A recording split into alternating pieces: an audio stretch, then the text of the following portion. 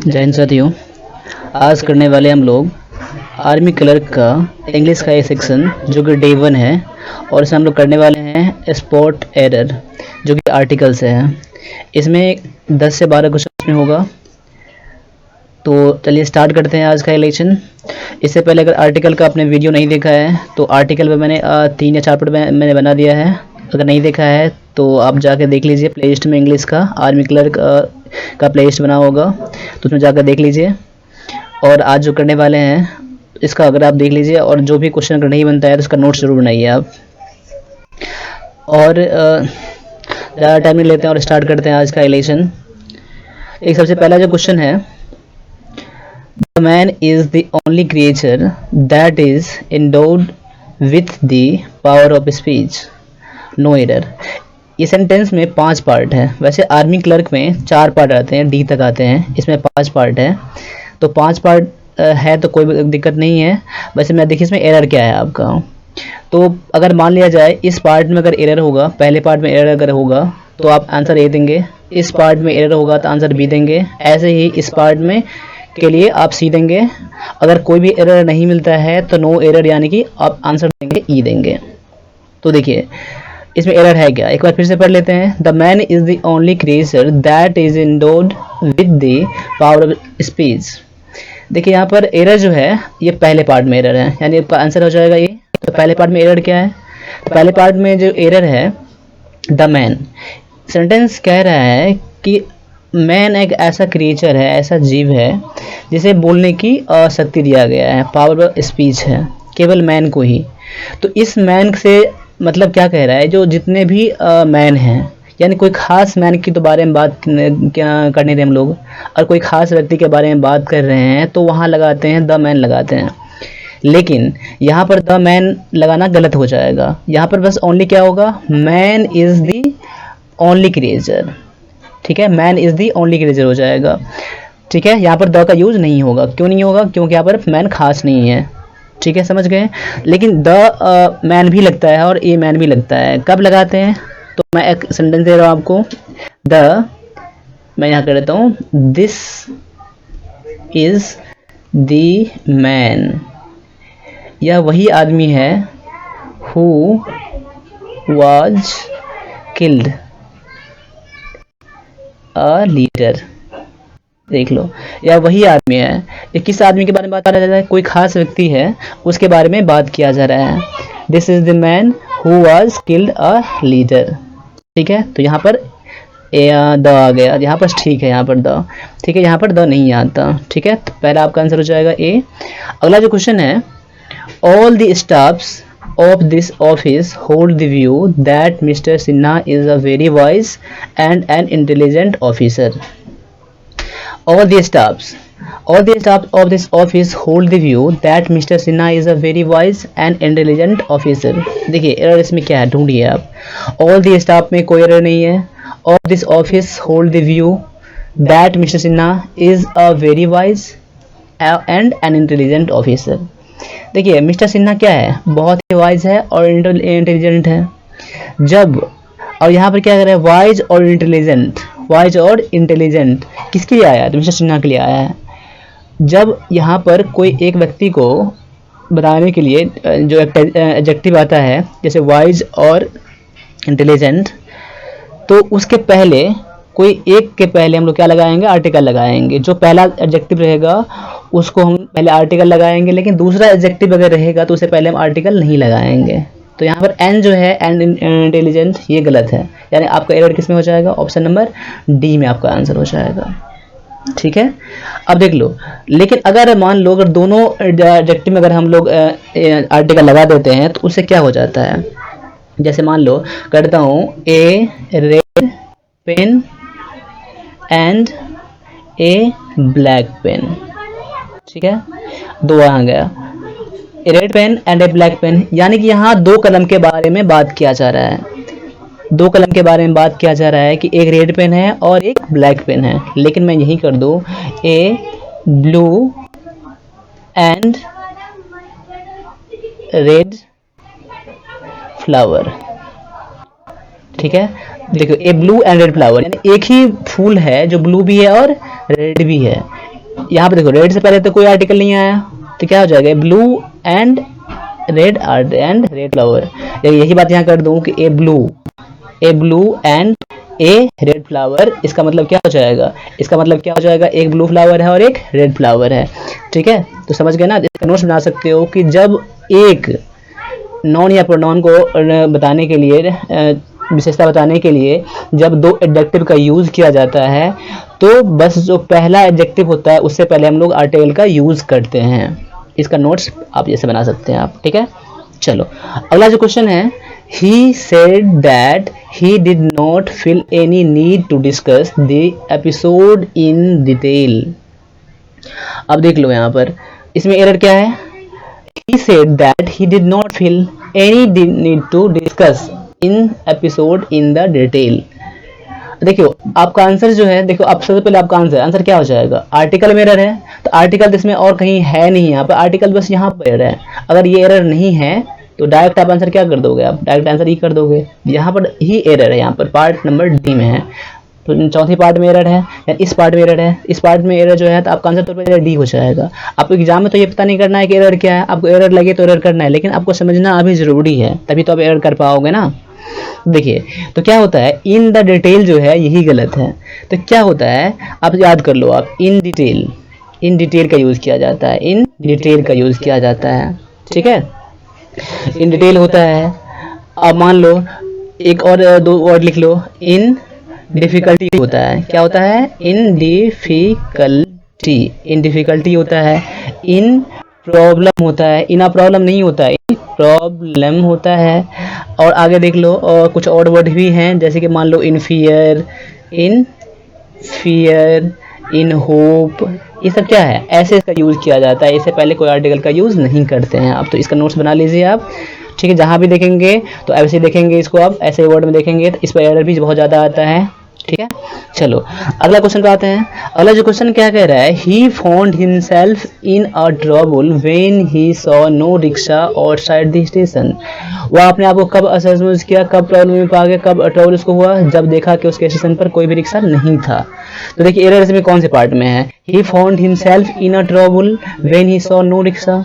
अब देख लो एरर जो है पार्ट बी में एरर है। पार्ट बी में एरर क्या है, अब देखो मैंने अभी क्या बताया था, क्या होता है, इन ट्रबल होता है, इन डिटेल होता है, इन फियर होता है, इन होप होता है, इन डिफिकल्टी होता है, इन कंक्लूजन होता है, इन सेंस होता है। ठीक है, तो यहाँ पर एरर क्या था आपका, इन ट्रबल होगा, इन अ ट्रबल नहीं होगा, क्या होगा, इन ट्रबल होगा। तो आपका एरर किस में चला जाएगा, पार्ट बी में आ जाएगा। आपका आंसर क्या हो जाएगा, ऑप्शन नंबर बी आपका आंसर हो जाएगा। समझ में आ रहा है ना।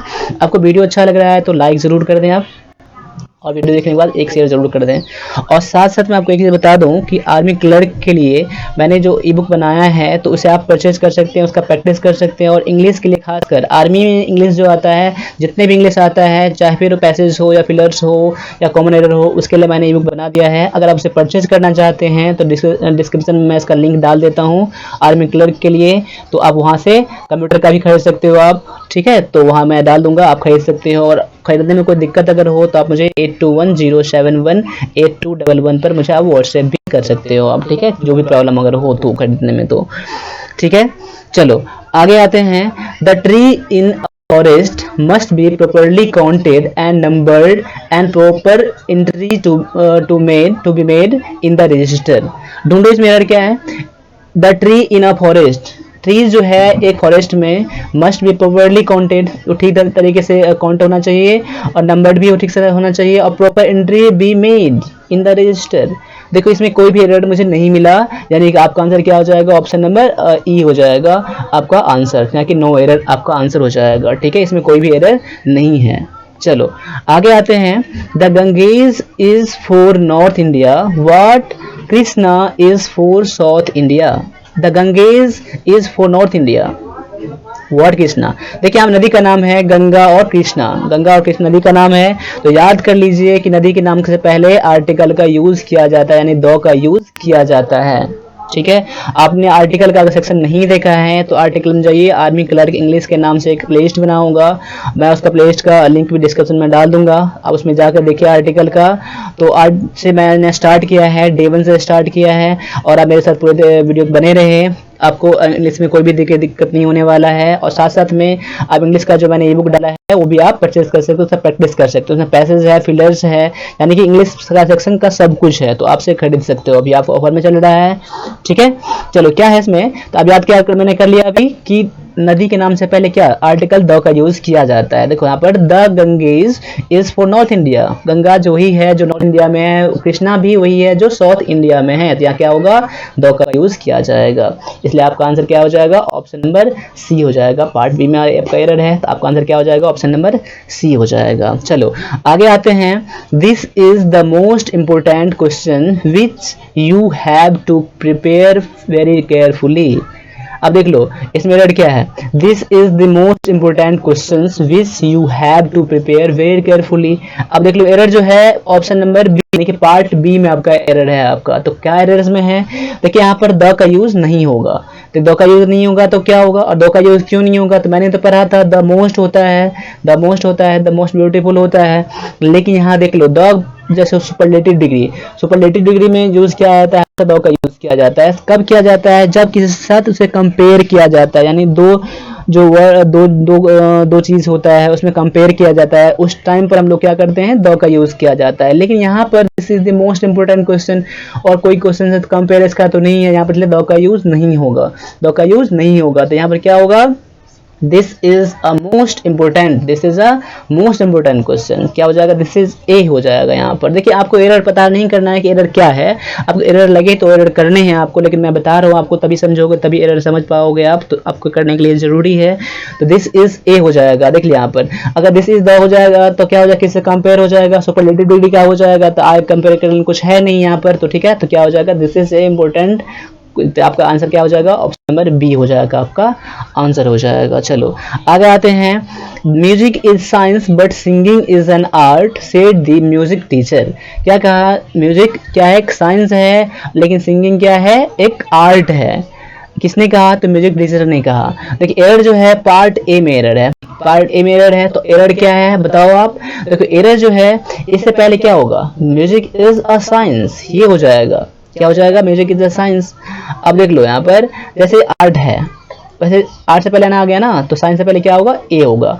अब देख लो यहाँ पर अगर मान लो यहाँ पर द साइंस कर दूं तो गलत हो जाएगा, अगर आर्टिकल नहीं लगाऊं तब भी गलत हो जाएगा। देखिए यहाँ साइंस का मतलब क्या कह रहा है, साइंस का मतलब यहाँ सब्जेक्ट का यूज नहीं है, विज्ञान का मतलब नहीं है, साइंस का मतलब विज्ञान होता है, तो विज्ञान का यूज यहाँ नहीं किया गया है। अगर ऐसा यूज करते हैं तो ऐसा छोड़ देते हैं, कोई दिक्कत नहीं था यहाँ पर, लेकिन यहाँ पर क्या एक कला के रूप में है, एक ज्ञान के रूप में है, इसलिए यहाँ क्या आ गया, म्यूजिक इज अ साइंस हो गया, ठीक है। तो आपका एरर क्या हो जाएगा, पार्ट ए में आपका एरर हो जाएगा, ठीक है। चलो आगे आते हैं, क्या कह रहा है, he should mix his authority with little of courtesy and common sense. उसे क्या है, जो अधिकार मिला है उसका यूज कैसे करना चाहिए, समझदारी से करना चाहिए, कॉमन सेंस से करना चाहिए, ठीक है। तो इसमें एरर जो है कौन से पार्ट में एरर है, he should mix his authority with a little हो जाएगा यहाँ पर। देखो विथ अ लिटिल मीन्स क्या होता है, ए लिटिल मीन्स क्या होता है, लिटिल मीन्स क्या होता है, थोड़ा होता है, क्या होता है, थोड़ा होता है। लेकिन लिटिल मतलब क्या कर लो, नहीं के बराबर होता है, क्या होता है, लिटिल मतलब क्या होता है, नहीं के बराबर होता है, ठीक है। तो ए लिटिल क्या हो जाएगा, his authority with a little, यानी क्या यहाँ हो जाएगा यहाँ पर, तो ए हो जाएगा। ए मतलब क्या होता है, थोड़ा होता है, लेकिन लिटिल मतलब क्या होता है, बिल्कुल नहीं के बराबर में होता है, यहाँ पर ए लिटिल हो जाएगा, लिटिल लगे नहीं होगा, यानी आपका आंसर क्या हो जाएगा, पार्ट बी में आपका आंसर हो जाएगा, ऑप्शन नंबर बी आपका आंसर हो जाएगा, ठीक है। चलो आगे जो है, it is very difficult two point out the number of the creatures living on the earth. It is very difficult two point out the number. देख लो यहाँ पर, अब इसमें एरर क्या है, it is very difficult two point out the number, इसमें कोई error नहीं है। Creature living on the earth, इसमें कोई भी एरर नहीं है, ठीक है। तो आपका आंसर क्या हो जाएगा, ऑप्शन नंबर ई, यानी कि नो एरर वाला पार्ट आपका आंसर हो जाएगा, ठीक है। चलो अगला जो क्वेश्चन क्या कह रहा है, he use the most heroic style to defeat a violence. और नो हिरर हैं। देखो इसमें और क्या है, क्या कह रहा है, he use the mock heroic style to deficit, यानी मतलब हिंसा को दिखाने के लिए, समझाने के लिए कैसा यूज करता है वो, नकली वीर शैली का प्रयोग करता है। मोक हीरोइक मतलब क्या होता है, एक नकली वीर शैली मतलब दिखाने के लिए होता है, ठीक है। तो यहाँ समझने की ज्यादा जरूरत नहीं यहाँ पर है। तो क्या कह रहा है, देखो यहाँ पर एरर जो है पार्ट डी में एरर है, क्या होगा, ए वायलेंस नहीं होगा यहाँ पर, तो ये यहाँ पर गलत है। क्या होता है, डेपिक्ट वायलेंस होता है, क्या था, वायलेंस को चित्रित करने के लिए, दर्शाने के लिए, बताने के लिए, ठीक है। तो ए वायलेंस यहाँ गलत हो जाएगा यहाँ पर, तो क्या आएगा, ए यहाँ नहीं होगा तो वायलेंस है ना, पार्ट डी में आपका आंसर हो जाएगा, ठीक है। चलो तो आज के लिए इतना ही, ये कमी है, ज़्यादा नहीं है। तो पार्ट बी यानी डे 2 में हम लोग लाएंगे, फिर इसका ज़्यादा एरर लाएंगे, आर्टिकल भी है, प्रीपोजिशन भी है, यानी ग्रामर का जितने ही सारे सक्सेस पूछे जाते हैं आर्मी क्लर्क में, वो सारा मैं लेके आऊँगा आपके लिए। तो मेरे साथ बने रहे, और भी ज़्यादा अगर क्वेरी है, अगर बहुत ज़्यादा इंपॉर्टेंट कोई बात अगर है तो मुझे आप 821071 पर मुझे आप व्हाट्सएप कर सकते हो। आप जब भी व्हाट्सएप करें तो अपना नाम और CT स्टेट मुझे ज़रूर मेंशन कर दें, और मैंने डिस्क्रिप्शन में इसका लिंक डाल दूंगा बुक का आर्मी क्लर्क के लिए, तो आप उसे यहाँ से परचेज कर सकते हो। अभी ऑफर में चल रहा है तो बहुत कम मिल जाएगा, ठीक है, और सब प्रैक्टिस करें, ठीक है। और आज के लिए इतना ही, तो मिलते हैं अगले वीडियो में, तब तक के लिए जय हिंद।